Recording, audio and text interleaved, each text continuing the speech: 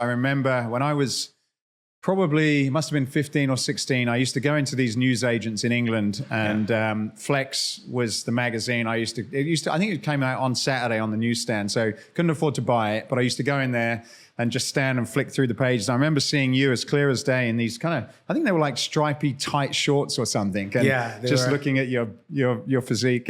Those shorts, those pants were made by Hot Skins. We had a show back in the 90s called the Flex Magazine Workout, and they were the sponsors. So we got the clothes and the tights for free. And I didn't like the baggy stuff, so I liked the tight stuff.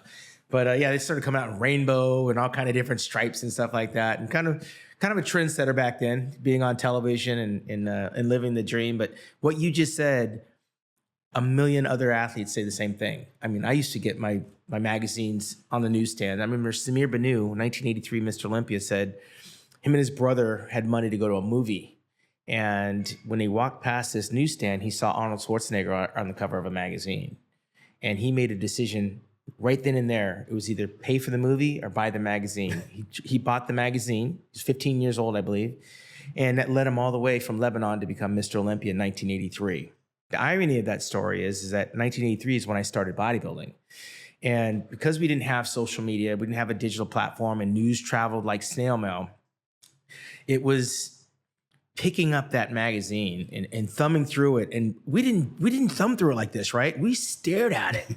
Like, we studied it. And when we put it down, we knew the entire magazine from front to the end. And you knew the body parts, just at looking at the body parts, you knew who the bodybuilder was.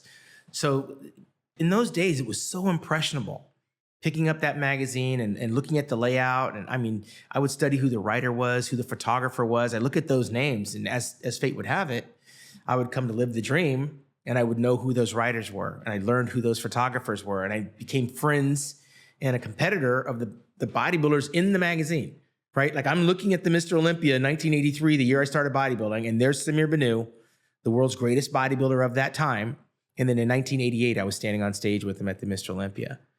So I believe it's not serendipity. I believe that you can manifest certain things in your life. And for a lot of bodybuilders, I mean, the reality of not making it to that level, it hits you pretty hard in the face early. Some people are delusional and they keep chasing the dream, but most people, they realize, you know, I don't have the build, I don't have the discipline, I don't have the genetics, and they move on in a different direction. And you can still stay very close to the action. There's a lot of great trainers that could never be bodybuilders, but they could train other athletes to reach their potential. I was lucky enough that when I got my hands on those magazines, that I could manifest that and it became my life. And that journey started as a 17-year-old, looking at these magazines, walking into a gym, meeting my mentor, John Brown, as fate would have it, a pro bodybuilder, and him basically telling me, and I've said this a million times, he was my customato, like Mike Tyson, because we came up in that same era. Me and Mike are basically the same age. And one guy told me I could be a teenage national champion, and he kept telling me, you're gonna be teenage Mr. America, you're gonna be teenage Mr. America, you gotta get there. And in 2 years, it happened.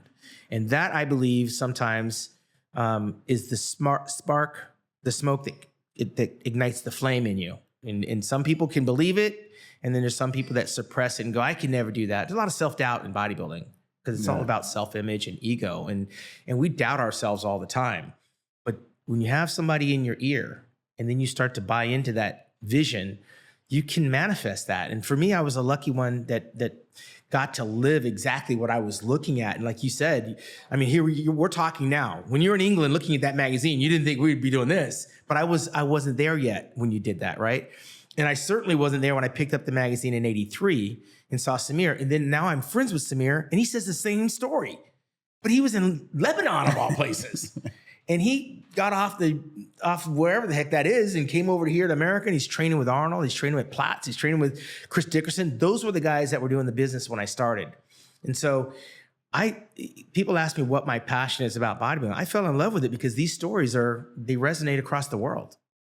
Do you think, looking back, and it's always difficult to look forward in some ways, you can create it and imagine it, and I feel the reason I'm here today sitting across you is partly because of looking at those magazines and having this sort of intense passion for getting involved in that sport. Even though I didn't have a lot of the makeup genetically to do it, I found a different way to to sort of bring that into reality. But when you look back at your life and your career, how do some of those sort of early dreams and thoughts and beliefs connect? And I suppose I'm using this as an example for younger people that have yet to travel that path and almost like having to hold on to something to say, hey, don't give up on some of these ideas. I think it has to be this blind faith.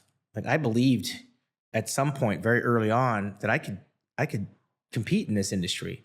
Like, I could survive. Like, when I first started, I'm working out with a grown man 10 years older than me who's beating the shit out of me in the gym every day. Literally, I was throwing up. I was trying to find a place to run and hide and quit. And he wouldn't let me quit for whatever reason. Like, I have a hard workout one day. He said, okay, tomorrow you take the day off, but you're going to come and watch me train. And so then I'm watching and I'm feeling like a failure, right? So it's like a coach putting you on the bench while the other kids play. And while you're watching those kids play, it plays in your head of all the things you could do, you should do, or you want to do.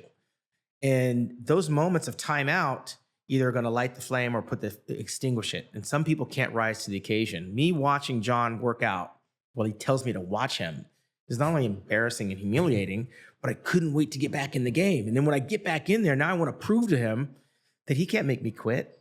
I'm not going to run away. I'm not going to hide. And so my resilience came because I became a Hall of Fame high school football player, which my high school, I have records. They retired my jersey. I was a decent football player, smaller size, but I had all the confidence in the world because of my high school resume. So this bodybuilding thing wasn't going to crush me.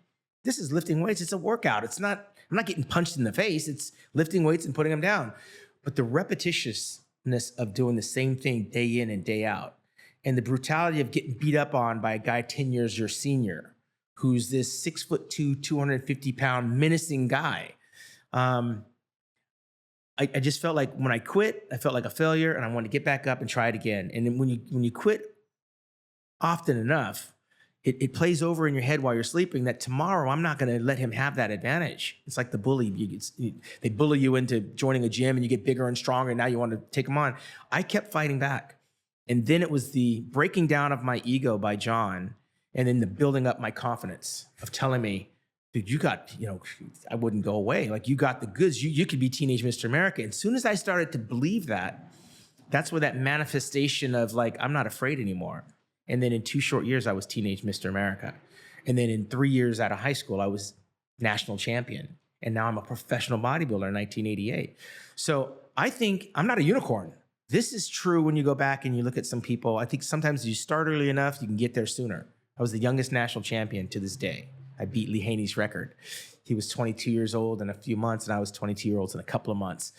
But I got there because I got beat down, and then I also wanted to live that life. I got a glimpse at what a professional bodybuilder looks like, carries himself, how people respond to him, and it was just very addicting to me that John commanded this respect from what he sacrificed in the gym. His diet wasn't very good, but his work ethic was second to none. I mean, he was the living embodiment of Mike Tyson in my universe. And he's driving nice cars. He had all the hot chicks. He had his little bachelor pad. He was traveling to different countries. He's coming home with cash money. He's dropping magazine cover after magazine cover. What impressionable 17-year-old wouldn't want that for themselves? But bodybuilding doesn't rub off. He couldn't just rub me and go, yeah, there's your progress. No, I had to earn every bit of what I became. And I got there, and I pay homage to John because sometimes people forget where they come from. I was one of the fortunate few to be on the inner circle to see what professional bodybuilding can do, not only for one's ego, but for one's life and lifestyle.